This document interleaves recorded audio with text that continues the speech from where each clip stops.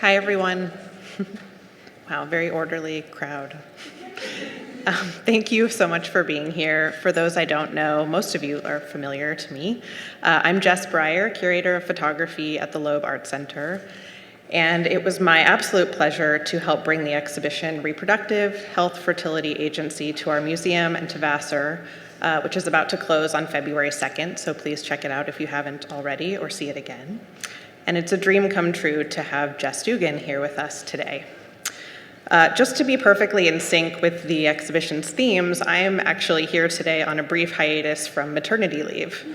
My son, Nico, was born just before the show opened 4 months ago, so sadly, I missed our opening program. So because of this, I will briefly as possible, say a few words of thanks before I welcome our guest. The exhibition Reproductive was organized by Karen Irvine and Kristen Taylor at the Museum of Contemporary Photography at Columbia College, Chicago. And I'm enormously grateful for their generosity and collaboration in trusting us with their show at Vassar. I want to thank my colleagues at the Loeb for shepherding it to the finish line, especially in my absence, particularly Mary Kay Lombino, Amanda Potter, Eleanor White, Kayla Shipsky, and a big thanks also to Azra Dawood and Anna O'Shea for their tireless work using the exhibition as a platform to engage Vassar faculty and students, as well as many members of the Poughkeepsie community. Finally, I'm deeply grateful to our advisory committee, some of whom are here tonight, which included Vassar students, faculty, alumni, and administrators, all of whom are immersed in the work of reproductive health and justice through research, teaching, clinical practice, and advocacy, among many other things. Their collaboration with us ensured that this exhibition serves our community in a multitude of ways.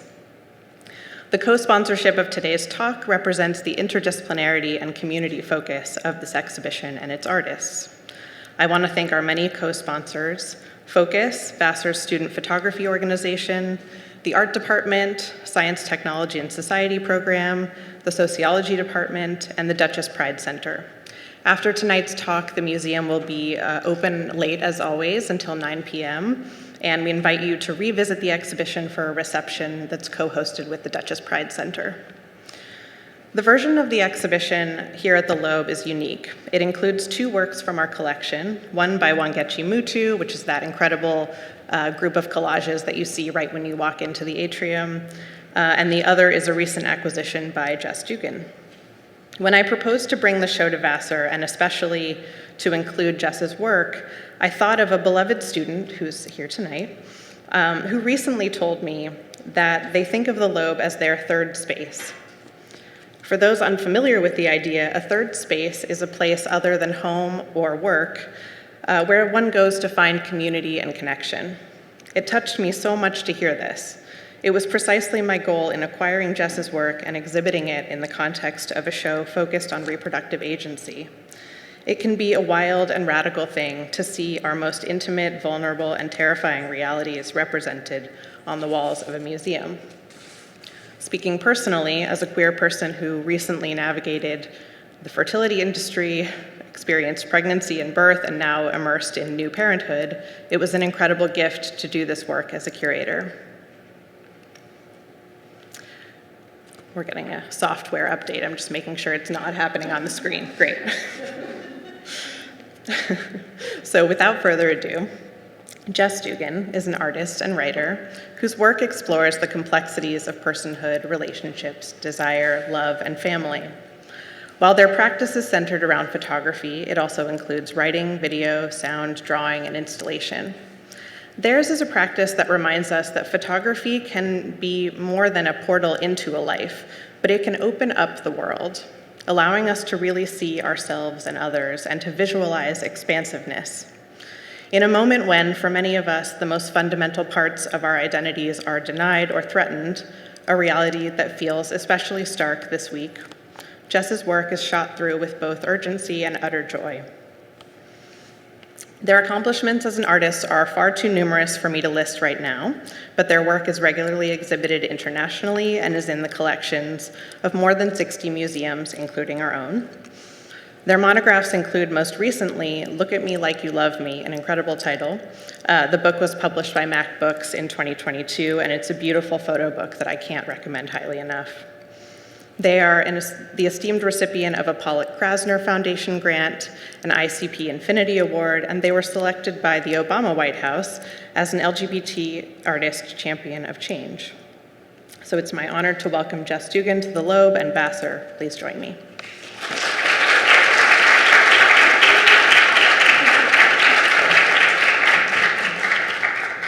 Oh yeah, software update, goodness.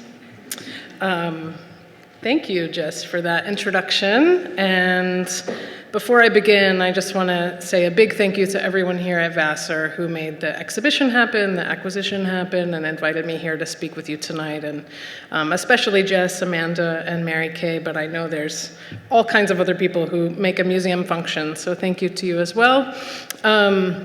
And I also want to thank all of the other people across campus who made this happen. I really appreciate that support. And thank you all for coming tonight to be here. As Jess referenced, this is a particularly intense week, and I just want to acknowledge that as we're going into this program tonight. And for me, one of my strategies in these moments of difficulty is to really double down on connecting with people and building community and really trying to center and live from this place of love. So, oh my goodness, I'm making myself emotional. You guys, this week has been a week. So thank you. It's in that spirit of coming from this place of love that I'm here with you tonight. So this evening, I'm going to share with you the trajectory of my work, beginning with some early images, early influences, and then tracing it to the present day. Oop, I got to click on the screen. There we go. Uh-oh. Okay. So this is me when I was 8 years old, and I grew up in Little Rock, Arkansas, and I was very masculine presenting from an early age, and it was always reflected back at me that this was not something that was supposed to be the case, this was not celebrated, this was not the norm. And I grew up with this very heightened awareness around my own gender identity and expression and the ways that that affects your experience in the world. And I'd like to lead with this image because my work as an artist is very connected to my experience as a person, and it's really informed by my own identity and my own life. This is my high school prom photograph. I was fortunate to move to Cambridge, Massachusetts when I was 13. I came out as gay in Cambridge, which was a much better place than Little Rock, Arkansas. And I was not at all a school dance kind of person. I was a fairly expected, angsty art student who never went to a school dance. But I was very involved in nonprofit work and activism, and so as a bit of a political gesture, I ran for prom king. And then I ended up winning prom king, and so then I thought, oh, I have to go to the prom. I hadn't really thought this to its logical conclusion. So this is my prom photograph from when I was 16, and I put this in here again as a sort of touchstone of my life, but also to show that my identity and my relationships have always been politicized, and I've always chosen to embrace that politicization and really channel it into the way I live and into my work. So when I was coming out, I was 13, questioning my sexuality, questioning my gender. This was the late 1990s. There really were not a lot of representations of people who looked like me in the world around me, in movies and magazines. I think that thankfully has changed rather significantly now. But one of the first places I found images that I identified with were in fine art photography books. I would walk to the Harvard bookstore after school and go down to their basement where they had these amazing art books. They had used books, and I would just flip through them for hours. And I found work by Catherine Opie, who was a very early influence. Later, when I went to college, I discovered the work of Diane Arbus, who was also a significant early influence.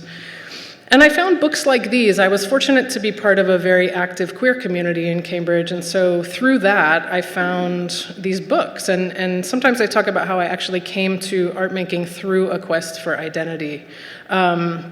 On the left is a book by Lauren Cameron called Body Alchemy. It's one of the first photo books of trans men. And on the right is a book by Della Grace Volcano with writing by Jack Halberstam. And these books were both important to me, not only as photography books, but really as a reflection of myself and a validation that I was part of a broader community. I also found books like this, Reframing's New American Feminist Photographies, and it was in this book that I found people like Carrie Mae Weems and Lorna Simpson. I think I originally discovered Catherine O'Bee in this book, and this really introduced me to a wide range of female artists who were using photography or using art making to speak about something emotional, social, political, and that really cemented my trajectory as an artist. On the right is a kind of companion book. I didn't discover this at the time. Obviously, it was published in 2013, but I put it in because I think if I was coming of age later, this is a kind of similar anthology I would find. So just slightly switching gears, I worked at the Harvard Art Museum right out of college, and my job was photographing the collection. So I spent 8 hours a day alone in art storage. I also often arrived at the museum really early in the morning when no one else was there, and so I spent years just immersing myself in this language of art history, painting on the walls around me, but very intimately printmaking, which is what I was photographing. And you'll see as I go throughout the talk that the language of painting is very influential to my photographs, and I frame my work as within this much broader art historical conversation. So these are some of my earliest photographs. I was making these when I was 18 for the students in the room. I was just learning to use a view camera, and I was not thinking of these as a project or a body of work. I was really just following my intuition about what I was interested in. But when I look back at these very early pictures, I can see the threads of what would become my long-standing interests, one of which is an interest in portraiture. I've always been drawn to photograph people. Another is in making portraits that really go beyond the surface to speak about an interiority, about our complicated inner lives. And then the third is really thinking about how we read something as complicated as gender or identity or sexuality through the exterior of the body, through things like pose, gesture, gaze. And all of these things were present in my very beginning, and they're things I still think about now. So when I was 18, I had chest reconstruction surgery. I use the language of non-binary today for how I identify, and shortly after I had surgery, I made this picture with my mom. And this picture, even though at the time I was really just using it in this visceral way to understand my body and what I was going through, it became a very important picture for a couple of reasons. One is that it marked the beginning of a long-term engagement photographing my mom. You'll see we've made a lot of work together. It also was the beginning of a long-term engagement with self-portraiture. And then it was also the beginning of my first, what I considered my first body of work, which I called Transcendence. And I was living in the Boston area. Again, I was part of a very active queer and trans community, but at the time, the only images I saw of trans people were very reductive, were very negative, were overly fetishized, were often in stories about violence. And so I really wanted to make pictures that spoke to the complexity and the nuance of the people that I spent my time with every day.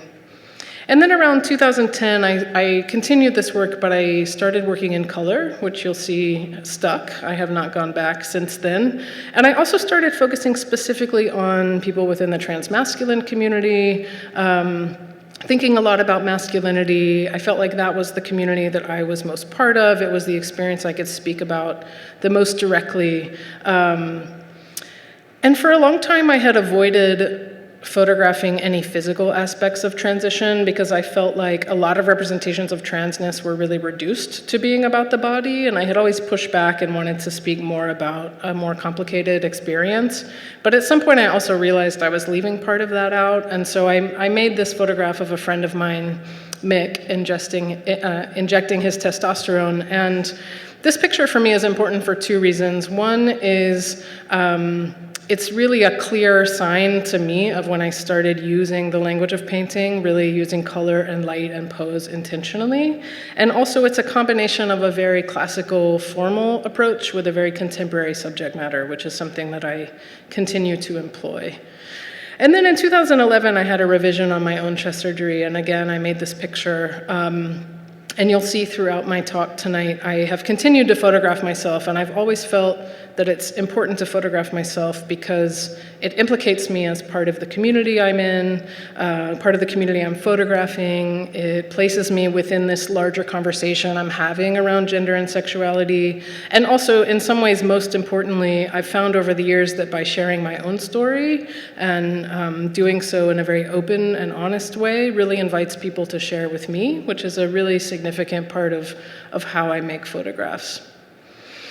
So in 2011, I began a body of work called Every Breath We Drew, and I had recently relocated from Boston to Chicago to go to graduate school, and I originally thought I was going to continue transcendence. So I found some people to photograph, I started making images, and it became very clear to me quickly that I was not only interested in making pictures within one community or talking about one kind of identity, I was actually starting to be interested in talking about the much larger process of how we each come to understand who we are, and then how we connect with people from that place. So I was starting to try to photograph something that was difficult to include in any single image. And this body of work, Every Breath We Drew, is what I consider the first chapter in my long-term, lifelong, ongoing soul work that I really just sort of put into projects out of a sort of career and practical necessity. But this was really the beginning for me of the work I'm making now. There were also still life images in this series, and for me, those were a way to talk about the universal need we all have for relationship and connection without depicting a specific couple or a specific relationship. I also photographed myself and my former partner, Vanessa, in this work. This was the very beginning of our relationship. And you'll see in a minute that grew into its own undertaking as well.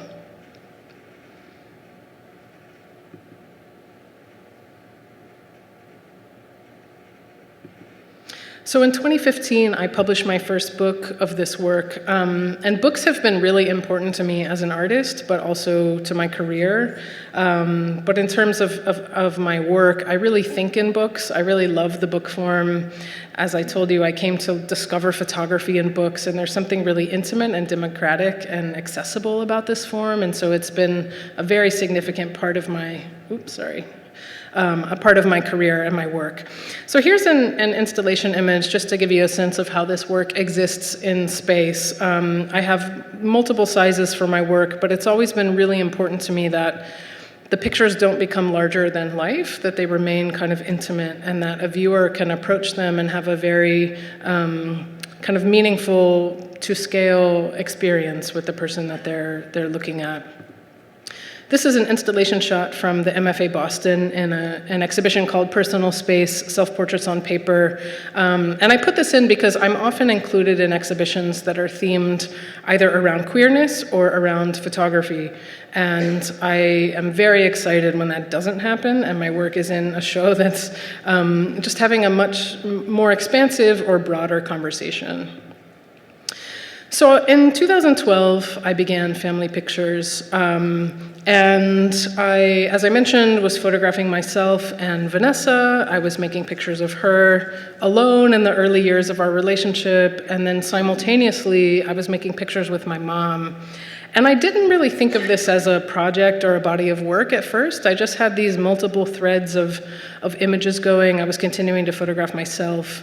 And at some point I realized that, I wasn't making a body of work about my relationship and a separate body of work about my mom. I was actually making one larger project about family.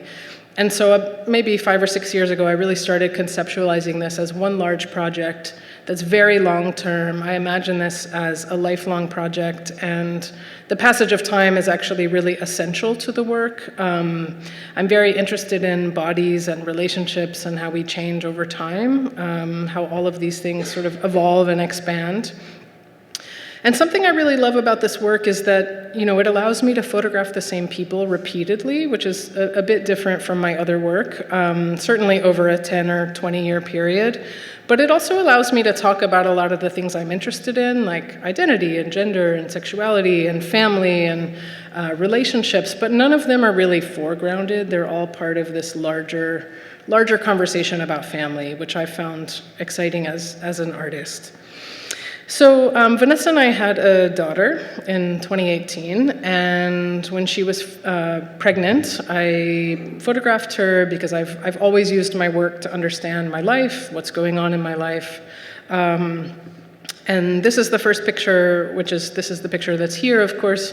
This is the first picture I made after Elinor was born. She was 2 days old and we were in the hospital. We had not slept in those 2 days. We actually had a difficult first night in the hospital. And so we were both very tired, and I actually had not brought my camera to the hospital because I just wanted to be present as a parent. And then I learned how much time you have in a hospital. And so I sent Vanessa's dad to go get my camera, and I originally meant to just make a picture of Vanessa, and as I was set up, she said, you should really make one too, and it became this diptych of us holding Elinor in these very early days. And then I continued making pictures with her. This is my mom holding her when she was 1 month old. This is me holding her when she was about 5 months old. And I didn't show this work right away. I showed it in artist talks, and I would show it to a few friends here or there. But it really came out of this very natural desire to just photograph my life, as I have always done. But when I started showing it to curators, even in lectures, and would get feedback, it was really quickly presented to me how few representations there are of queer families, and particularly of queer parenting, and especially butch or transmasculine parenting. And I realized, many people have never seen someone who looks like me holding a baby. And so I even from the very beginning of this, became aware that it, again, had this heightened representational importance, which has always been an important part of my work. Yeah, and even we were actually just talking in the gallery. There still are not a lot of representations that I can think of. So I've been photographing Elinor. This was when she was 2, which I don't know how many of you have tried to photograph a 2-year-old, but it's pretty frustrating. I also work very slowly. My camera's on a tripod. I use natural light. I have this very formal approach, and I decided not to change that when I had a kid. So it's a bit of it's a large lesson in a loss of control and patience, which feels very parallel to parenting. So anyway, I've been photographing Elinor. I've continued to photograph myself with my mom, and up until about this point, most of the pictures with my mom were made with me in this kind of child role, like she's holding me or my head is on her lap. But for me, the experience of becoming a parent also completely changed my relationship with my mom, and I felt like where before I had always seen her kind of from this child's perspective, it was like once I became a parent, I had this dual vision where I could imagine it differently from the other side. And what was interesting to me, I didn't do this on purpose, but my picture started to change. So this is one of the first images where I was holding her instead of her holding me. And I often learn about myself and my life through my photographs, so I sort of track these changes as they happen. This is her and her wife, Chris, who I've continued to photograph over the years. This is Elinor when she was 4. This is one of the first times she actually posed for a photograph. I think for 2 seconds, but she still did pose. So that was sort of a shift. This is our backyard in St. Louis, a bit overgrown. And then another thing that's really important about this work is not only a return to the same people, but also a return to place. So I end up making portraits in some of the same locations over time. I live in St. Louis, but I'm from Boston, and we spend a lot of time in Provincetown on Cape Cod in the summer. And so it's become a really important place for my work. And so this image of my mom and Chris is on the exact same beach that I had photographed them 4 years prior. So there's also this importance of returning to the same place and thinking about that as a way to mark the passage of time, to mark change. This is Vanessa and Elinor in an outdoor shower, also in Provincetown.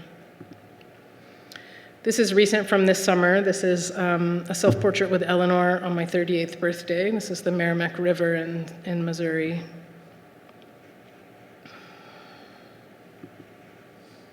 Another sort of shifting pose image with my mom. And then you'll see this more in other projects, but I've also increasingly been photographing flowers and incorporating still life into my work, and that's starting to happen a lot with the family work as well.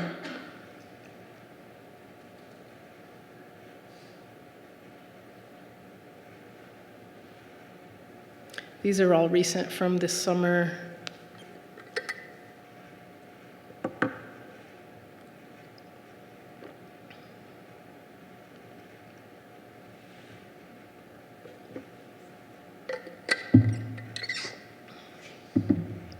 And my recent favorite picture of Elinor.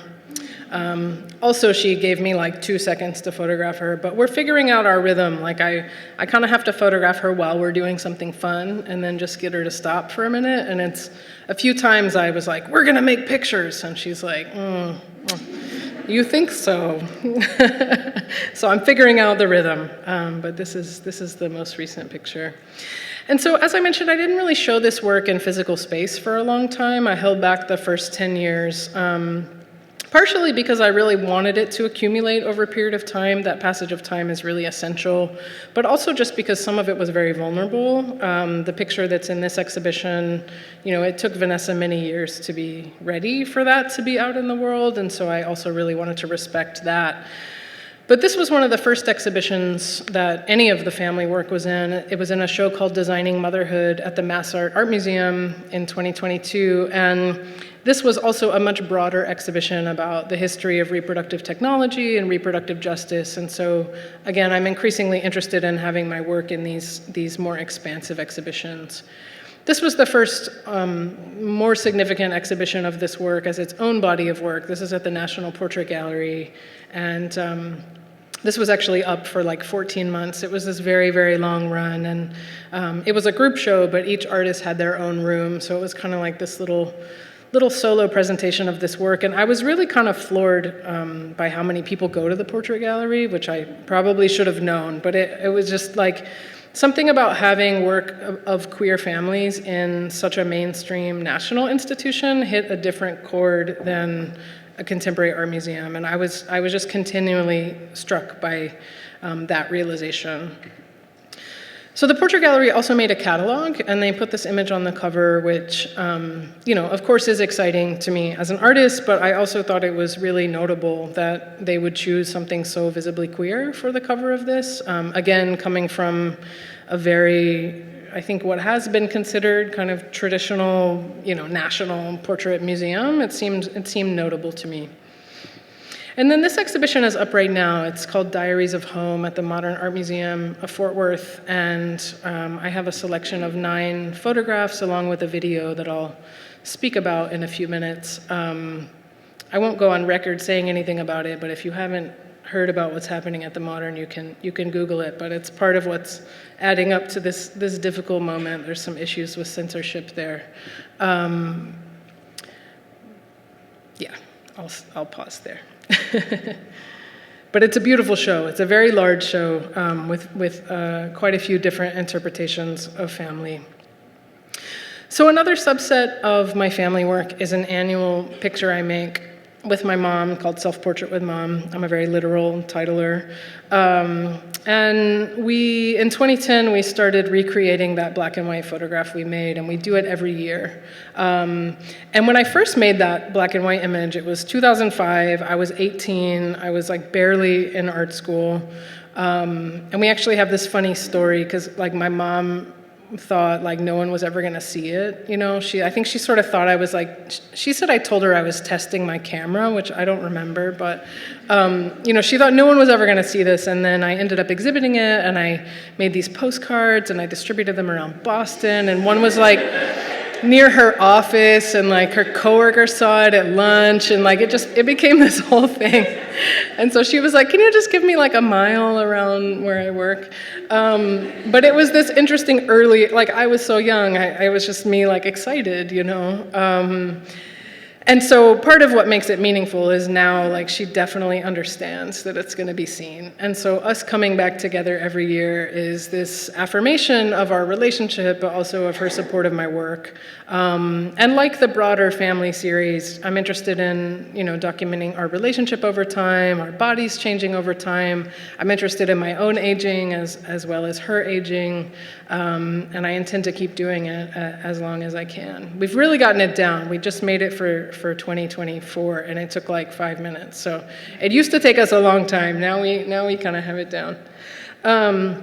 So another extension of my family work, in 2017, I made my first autobiographical film or video called Letter to My Father, and it was about my estranged relationship with my father, our difficult relationship when I was young.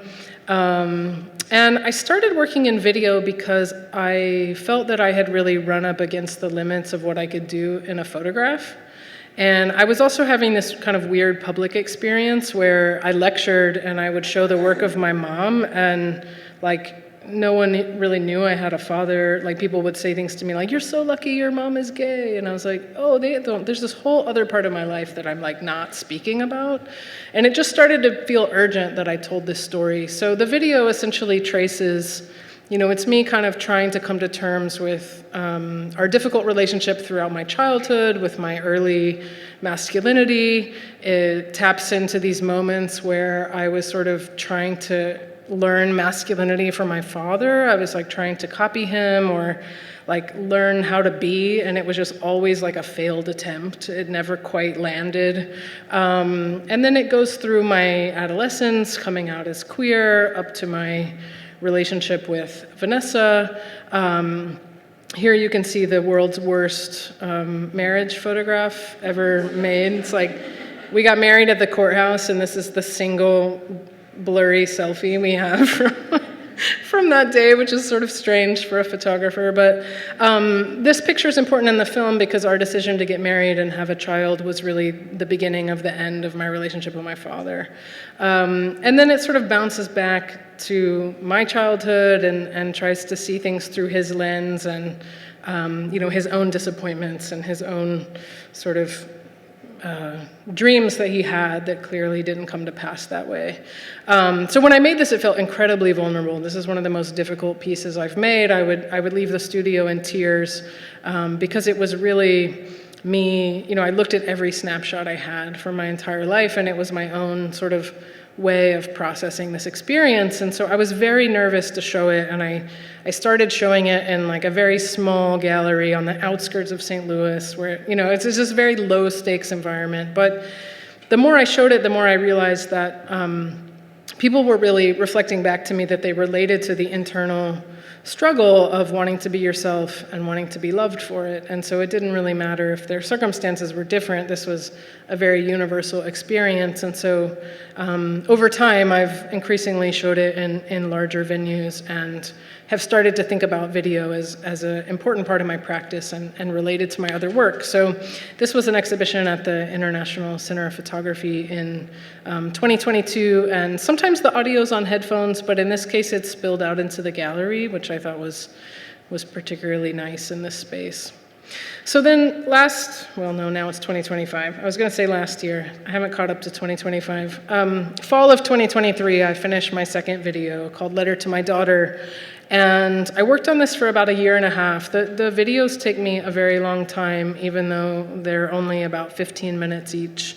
And the videos, I make them when I have to. It's like they really come to me and I have this story I need to tell. So it's very much a following of my own intuition. So after I'd had a daughter and had these experiences of adjusting to being a parent and figuring out how to be a non-binary parent and figuring out how to behave on the playground, which is like a whole thing that I didn't know before, I just realized I had these stories to tell. And so I made this video. It started with my relationship with Vanessa. This is actually my graduation from grad school, and my friend from grad school is here with us tonight, so that's kind of sweet. But this was, the early part of my relationship with Vanessa, and then it traces our desire to have a child. This image is myself at 8 on the right, about 8, and then on the left is the donor we chose for our daughter. The film also talks about our journey seeking a known donor and how that ultimately didn't come to pass, and some of the complexities of navigating fertility treatment. And then, of course, through getting pregnant, the film also talks about miscarriage and the experience of loss around that. And there are moments in the film where, especially those kind of difficult aspects, where I pull in these blurry images because there was really no like illustration of what I'm talking about. And it was like there were these moments where things were difficult, where it just felt like I was underwater or everything was fuzzy. So there are these kind of metaphorical images throughout this particular film. And then it traces our experience in the hospital. As I mentioned, our very first night, we had a homophobic nurse, which was very difficult. And then it improved, but our first night was sort of traumatic and fearful. And then goes through the experience of starting to raise Elinor and my experience adjusting to parenthood. And so this video took me 1.5 years to make. It's a long process of sort of writing this rhetorical letter. Both of the videos have a soundtrack of a rhetorical letter written to the recipient. And so it's me speaking to Elinor. And there's a very long sort of refining process of the language, and then I overlay it with images from my archive, from my family. I have a pretty excessive snapshot habit, so I had to look through like 10 years worth of 10,000 photographs each. So it's also just a massive kind of culling down of images. But ultimately, I think this film is about, my specific experiences as a queer and non-binary parent, but also it kind of culminates with just this general overwhelming love of being a parent.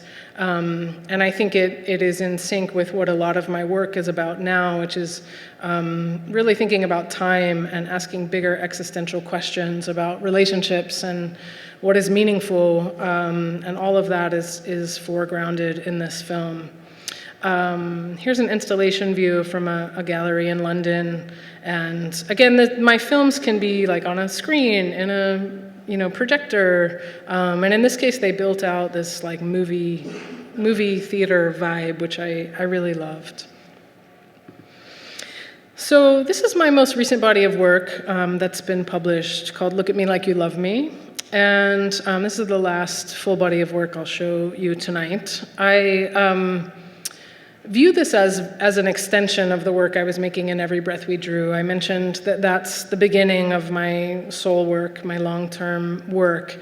And so in some ways, this project was a continuation of that. I was still thinking a lot about the idea of how we come to know ourselves. I think a lot about the idea of personhood, like what does it mean to be a person? What does it mean to be in relationship with other people? What does it mean to love? What does it mean to risk loss? How are beauty and sadness related?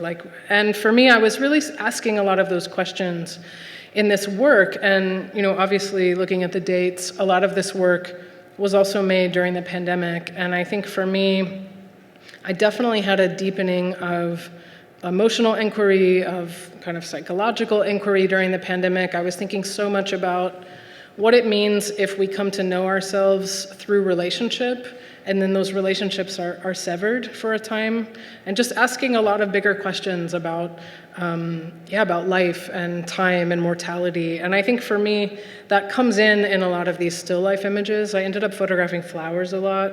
And I think it's, I wasn't thinking of it rationally, and of course this is well documented in art history, but I think it's such a reference for me to this limited time we have.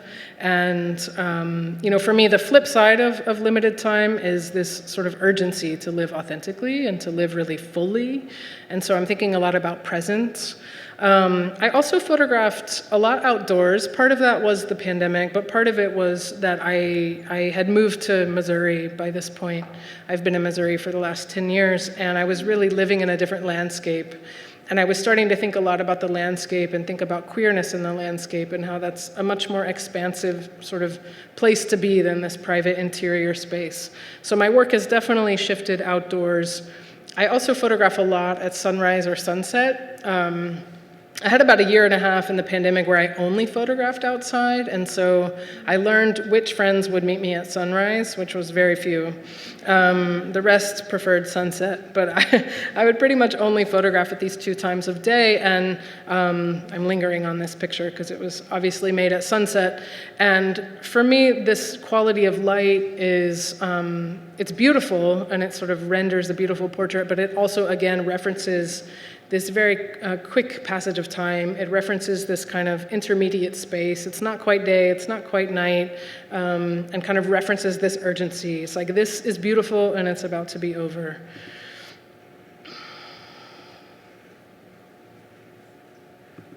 And I have a few other kinds of still life images that are not flowers. Again, a reference to both relationship and time.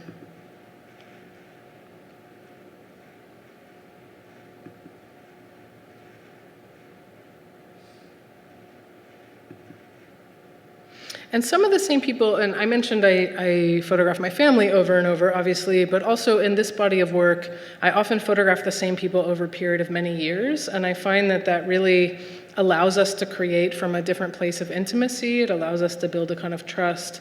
And this is someone, Oscar, who I've been photographing for 5 years now, and is also on the cover of the book, which you'll see in a minute. But that kind of sustained engagement with some of the same people is really important to this work as well.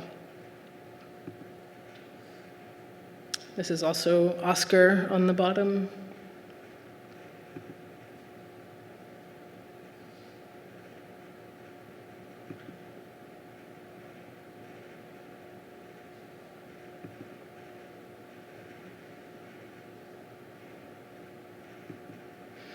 And then more recently, I'm also pulling more of the landscape physically into the space.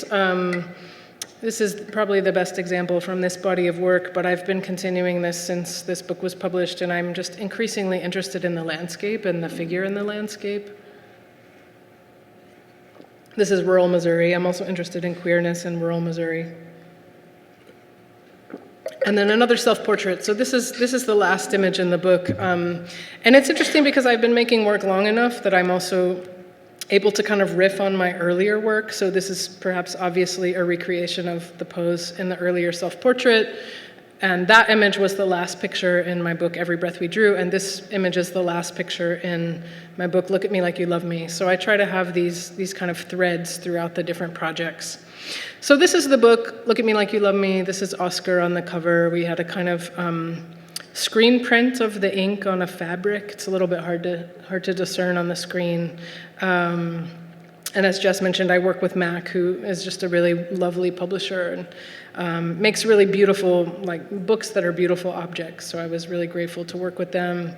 And then I viewed this book as very much an artist's book. I know you can't read this text, but I just wanted to show you the kind of layout. The book had 20 texts and 62 photographs, and they were interwoven in this kind of poetic, narrative way.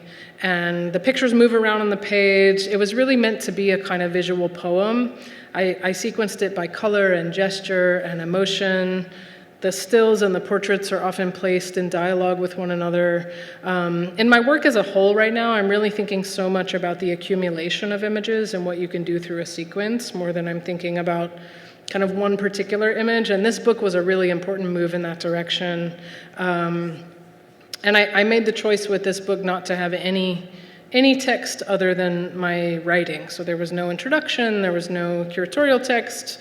I even scrapped the acknowledgments because I wanted it to just be this world between the covers of the book that you could kind of enter.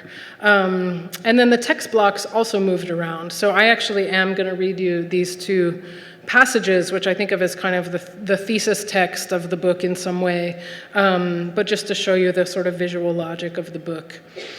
So this text said, "You pull him close, his head resting on your chest, eyes closed.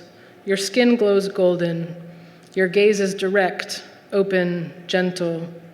I have always been drawn to the owning, the claiming. This is who I am, you say, and this is who I love. It is not easy being you and I. The world pushes against us, asks us to roughen the parts of us that are tender, requires us to code switch and self-protect. We spent a lifetime learning that what we know to be true is not what others hope for. But the pull is too great, the cost of turning away too high, and so we forge ahead, shoulder the loss, embrace the growth. We find one another somehow and learn to name ourselves, to embody our truths and own our desires. We act as mirrors, reflect each other, see ourselves anew. What is it I have been looking for all of these years? What am I chasing? I want to be close, but I also want to become. I want you to reflect all of the parts of myself I find it difficult to name, to exist for a moment solely in the space between us. I want to see myself reflected in you. Over and over, I invite myself in. Let me look at you, I say, closely, quietly, for a long time. Let us fall into a rhythm, my photographing in lockstep with your breathing, my attention astute. I will hold your tenderness, honor your struggle, respect your strength. All of this time in bedsheets and bathtubs, in fields of violets and prairie grasses, in intimate gazes and gentle gestures, I have been looking and creating space for myself. So that's a bit of the illustration of the kind of text that was through the book. They were written from my own vantage point, but they were sort of intentionally separated from any source image or reference so that the viewer could have a lot of different entrance points. And something I'm thinking a lot about on the whole is really, I'm very interested in what a viewer brings to the work, and I want to leave a lot of space for them to have their own reaction, even though it comes from a very personal place with me. So on a practical level, I show my work as large prints, but I've also released a couple of smaller portfolios, and these are 16 by 20. They have 10 or 12 photographs in them, and these are really designed for teaching museums or university museums, and there's a huge part of my practice that is really concerned with what happens with the work. Like, I want the work to be put to use. I want it to be seen. I want it to spark dialogue. I'm very interested in what happens on the other end, and so I've thought a lot about how to disseminate my work as widely as possible. So these portfolios are a really wonderful way for a teaching museum to have a whole body of work, and they often get used in class visits and outside of art and photography as well. And then sometimes museums mount the portfolio as an exhibition. So this is at the Hendricks Museum, the Wingate Museum of Art at Hendricks College in Conway, Arkansas, also a relatively small conservative place. And that's another part of what's been important to me is showing my work not only on the coasts, but kind of in places that don't always have as many representations of queerness. And then here's another example of the Kemper Museum at Washington University in St. Louis, this time in a group show. This is a sculpture by an artist named Rose B. Simpson. So this is an exhibition I had at the St. Louis Art Museum in 2021, and this was a moment where I really was thinking a lot about sequencing and about rhythm and about putting together an exhibition based on color and gesture and emotion. I was fortunate to be able to create this show custom, so I was able to make those decisions, and it was an important moment for me starting to think about controlling the whole exhibition space, not thinking about just a specific photograph. And so then that exhibition went to a venue called University Galleries at Illinois State University, and here the curator suggested bringing the text onto the wall. So we pulled some of the text from the book and ran it along the wall as a kind of footnote. And then you'll see the text morphs again in a future installation. Another thing I've been really interested in, and I think this is partially the pandemic, is exhibiting the work outdoors. I've always been really interested in having my work in both museum spaces and community spaces. That was especially true with a previous body of work that I didn't talk about tonight, but that focused on older transgender and gender nonconforming people. I had a strong practice of exhibiting that in a museum and then also in a LGBT center or a senior center or a church or synagogue. And so I've kind of continued that here. This is at a photo festival in Australia, and they presented the work as these 5-foot-tall, like metal panels. And I really love the idea that people encounter them when they're not seeking out an art experience.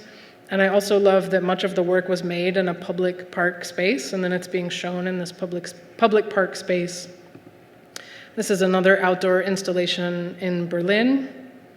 And more recently from this year, this is at the Grand Rapids Art Museum.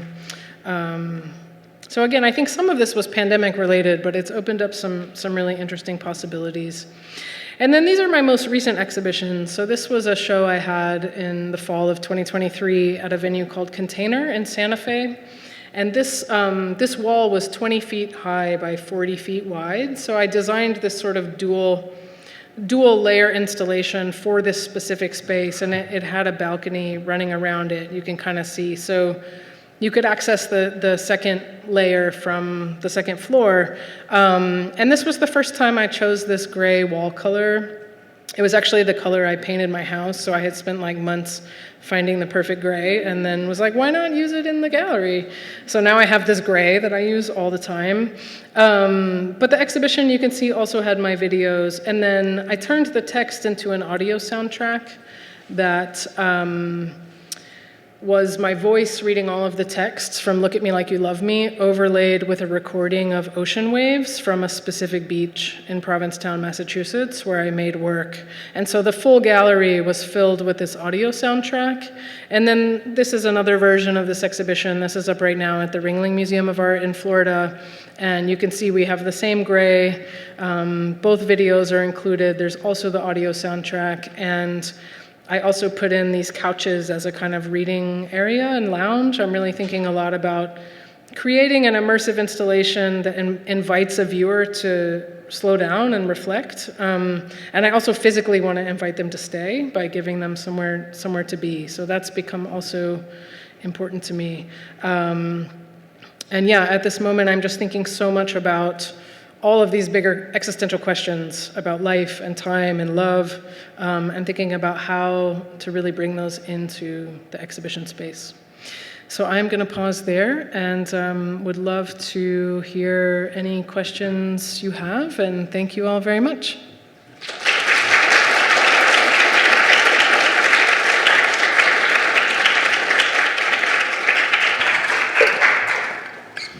Okay, so I can run around with the microphone, anyone who has a question. Maybe I'll start us off, get us warmed up a little bit. I think I'm corded, so I'll stand here. Okay. Jess, I was thinking a lot about generosity when you were speaking. I think it's a generous thing to put art into the world at all, but I think there's something particularly generous about your practice, kind of from thinking about images that aren't in the world that you want to see and then making them, to thinking about furniture in an exhibition and what makes people want to stay, what happens to your work when it circulates, trying to be of use in the work that you make. So my sense is that generosity is a value that matters a lot to you as an artist. If it's not, you can ignore this question. But if I'm right, can you just talk a little bit about that? Because I think that's something fairly unique in kind of the through line of a lot of the work that you've done. Oh, thanks. No, I love that interpretation. And I guess I was thinking as you were asking that question, I think my work sort of does multiple things for me. Like there's part of it that making it like does something on a very visceral level for me, but then there's a whole other part that is really motivated by doing something positive for other people. And there's the experience of kind of making something so personal and then putting it in this public space and inviting people to have this space where they can share and reflect on themselves. Like that full circle is part of what really fuels me as an artist. Like I'm very interested in that end piece. So yeah, I mean, I think, I'm trying to think how else to answer that question clearly, but I think, sort of that text I read was getting at this idea of like making space for people. That's something I think about a lot. A big part of how I photograph is really about energy and like making an energetic space where someone can be open and feel seen. And I think that those acts can be really, really important. So I think that fuels a lot of my work. And then I think maybe on a more practical note, I come from an activist background, and there is part of me that has really carried that into my work. And so I think that informs how I think about the dissemination and kind of what forms it takes. But yeah, I really want it to do something positive in the world. And yeah, I think as I age a bit, I'm just thinking like meaningful connection with other people is like the thing that I'm that I'm focused on, and I feel grateful that my work allows me to do that in this really powerful way. And I think since I was very young, that was the way I found that kind of, I feel like it's a mutual generosity because I make a kind of space for something, but the people I photograph give me a lot as well, and they share a lot, and they're, in some cases, it's their own form of activism, like being in the work. So yeah, I do think I approach the world with a kind of generosity, and I approach the world with a kind of, which is a little bit tested this week, to be honest, but with just this belief that like, if you put your truth out there, it's gonna affect someone, and it's gonna be meaningful. And I had that experience from other makers when I was young, and I try to just sort of pay that forward.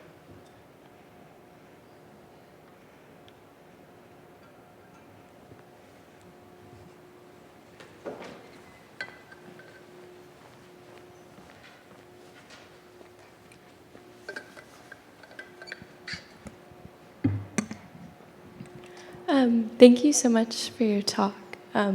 There's something I was struck by in a lot of your portraiture is the directness of the gaze and the serious facial expression. So I guess I have two questions, and the first would be, to what extent do you pose your subjects, and is that sort of direct eye contact with the camera something you ask a subject to put on? And then with the facial expression as well, but also what does the directness and the weight of that gaze mean to you? In some of the more personal photos, that's like one of the only times I noticed smiling or teeth being shown. And then a lot of times I saw an echo of that the Rembrandt that you showed, of this very somber weight, but not necessarily sad, just serious. So I was wondering if you could talk about that. Sure, yeah, thank you for that question.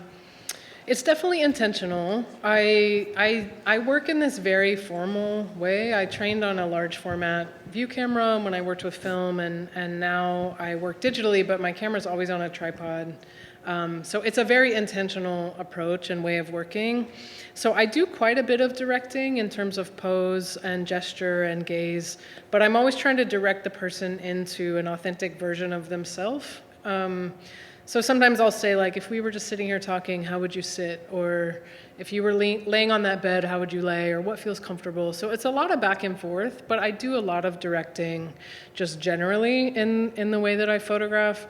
In terms of the gaze, I've always, early on and through a lot of my work, I used that direct eye contact for a couple of reasons. One is I wanted to give some agency to the person being photographed and allow them to present themselves as they'd like to be seen. Another one that's very significant is I really wanted to activate that experience for the viewer. Like, I wanted to place them in this moment of intimacy with someone or in a relationship with that person and kind of have to reflect on their own thoughts and feelings and questions. And I think to your point about the seriousness or somberness, I think I'm just always trying to get at something really internal. And I think sometimes the convention of smiling for the camera like blocks that interiority. And so I've always been in pursuit of that. And I'm not in pursuit of sadness, but I do think my work references a kind of sadness. Like, a lot of the people I'm photographing have had to struggle to be who they are. And there is the struggle or the sadness, or they've had loss. And but I do try to balance that with like beauty and authenticity. And so but I feel like they're both there. So there is a kind of duality or a kind of seriousness. And in some of my more recent work, I've been moving away from the direct eye contact a little bit more. And I think that's in part references my own move to an even more intense level of interiority, like really going inward. So I think that's something that's shifting, but yes, I've always used it pretty intentionally.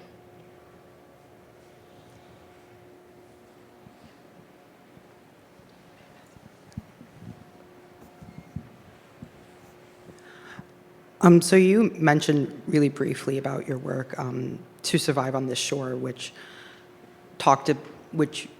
where you photographed trans elders, and within some other bodies of work, you also photographed older queer people. And I was just curious, like, how you feel when you're photographing those people, and then also thinking about aging within the queer community, which is something that isn't really discussed or talked about much. Sure, yeah. Thanks for that question. I didn't talk about To Survive on This Shore purely out of a practical time constraint. But yes, I made a body of work from 2013 to 2018 that was photographs and interviews with trans and gender expansive older adults. And that work was really motivated by an activist and educational mission, but I also really wanted to record this history that I felt was at risk of being lost. So how I felt, I mean, it was a very humbling project to make, actually, and I felt very moved and sort of touched by the willingness of everyone to be part of it. A lot of the people that I photographed spoke about wanting to participate specifically because they wanted to make things easier for the people that came behind them, and they had had a hard road and they wanted to give back and help.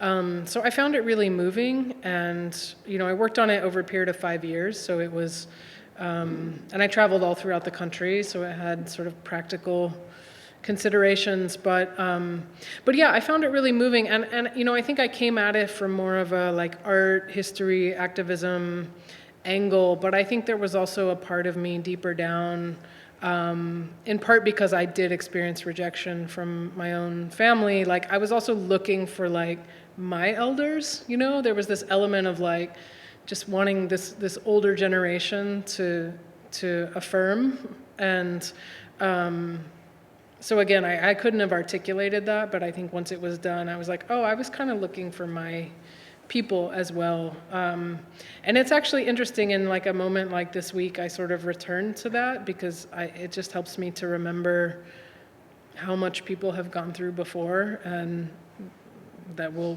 go through it again, But I find it very inspiring, basically, I was really moved by how much everyone shared and how much they wanted to be part of it.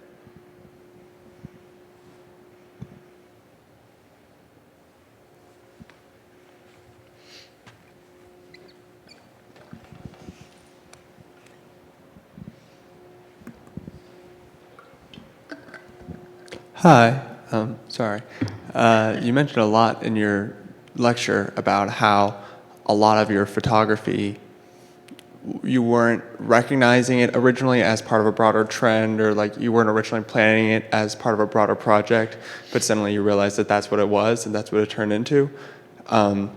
Especially like the one where you were wrapping your arms around your mom, that really struck me that wasn't that I wasn't planning for that, you weren't planning for that contrast.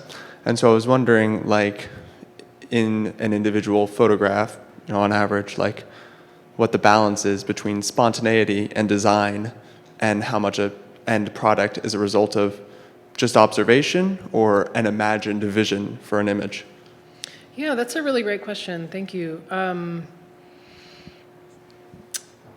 I had a thought in my head before I was going to answer that, and it just flew out, so maybe I'll come back to it.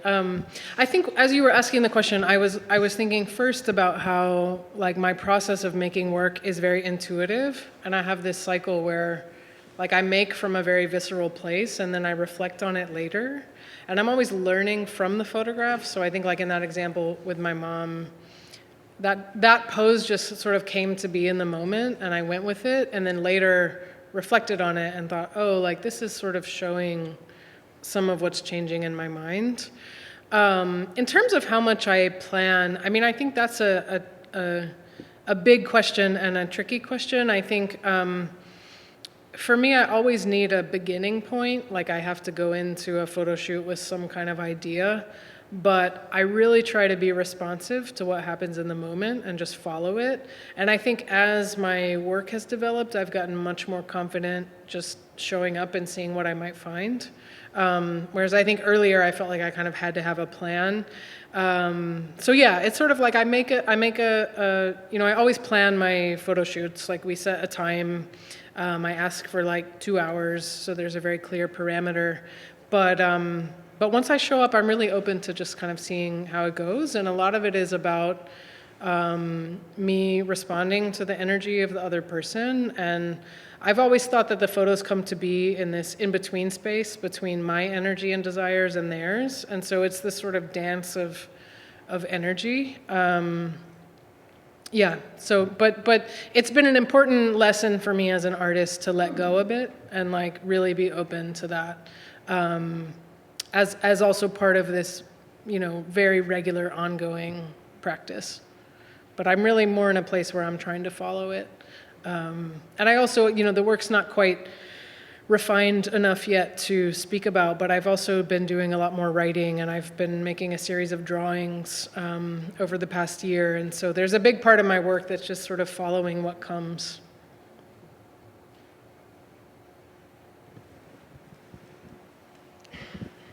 Hi. So I noticed that a lot of the, I guess, projects were kind of related to, like you said, like, oh, I moved here, I was living here at the time. Do you think that, like, the place where you lived informed the type of work that you did? Yeah, definitely. And I think that's something I've really been owning more recently, because I think in my earlier work, I kind of imagined that place didn't matter because I was photographing indoors. There weren't a lot of descriptors of like the city or the landscape. But I absolutely think that where I have lived and the communities I'm part of are always a huge part of my work. I'm definitely an artist that makes work within my own space and life. So, some artists like to travel to residencies to make work or travel to another place. And for me, it's like I'm most productive when I'm in my embedded world because my work comes from my own relationships. But I do think place, like physical place and landscape, has become very important. Like I mentioned, I make a lot of work near water in Provincetown. The water has become a really important element to me, but returning to that place over and over has become part of the work.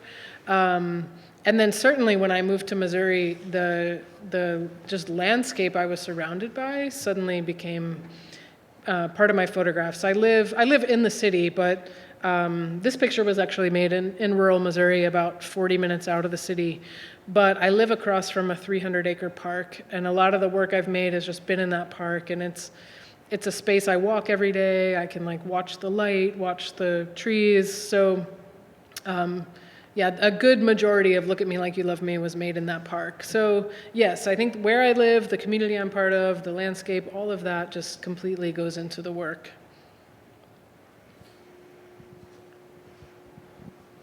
One more. Great.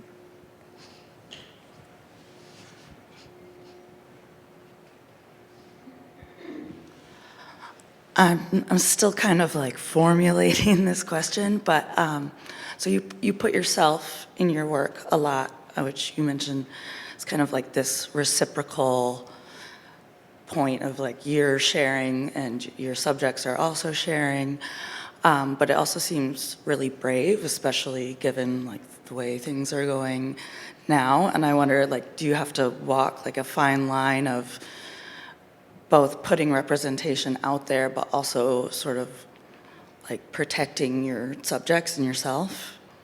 Yeah, that's a really good question, and there's a lot in there. Yes, I mean, I think on the one hand, like I just make the work that I make because I need to make it. So there's part of it that, and maybe the choice to show it could be brave, but there's part of it that's just so innate. It's like how I process the world. I definitely have felt protective of my subjects. I mean, for myself, for like the self-portraits, for example, I always have a period between the making and the showing. You know, there's a period where it feels really vulnerable, and then if like 6 months or a year passes, it feels much less so. So I've had to respect my own process of like, I can make this and I might not be ready to show it yet. And that really varies. Like with my video, that period was very long, and with some other work, it's shorter.